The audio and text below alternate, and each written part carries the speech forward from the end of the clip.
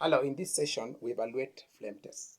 In our previous clip, we evaluated the test on cations using aqueous sodium hydroxide and aqueous ammonia. And we were principally able to understand that the two principal tests include the preliminary test with sodium hydroxide and a confirmatory test with aqueous ammonia. However, since some species manifest overlapped properties in the sense that their observations in the first and the second test are identical, we proceed to the third test, which is the flame test. In this case, the flame test is a case in which you take a solid sample and place it directly on a flame using a metallic spatula, and as you hit the substance directly on a non-luminous flame, you observe to see the color of the flame it shades.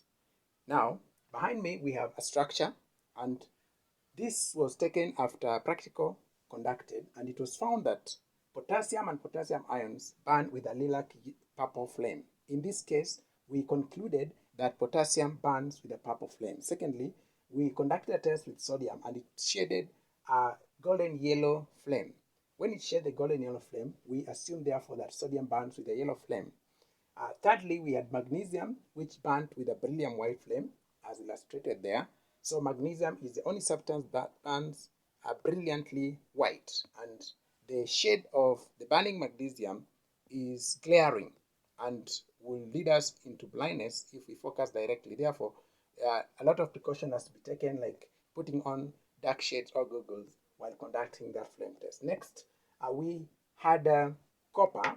Copper, as seen in the solution, was blue, but then when it burns, it gives us a blue-green shade of the flame.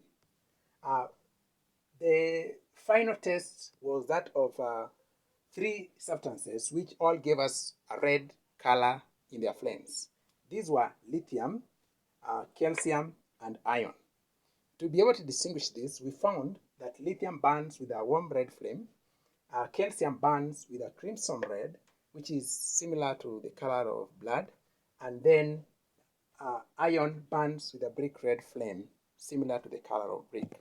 In summary, therefore, whenever you have found any cationic species to have given an identical observational result after the first preliminary and the second confirmatory test with sodium hydroxide and ammonium hydroxide, you will be required to proceed with the third test, which is a flame test, in order to be able to distinguish which particular species is present.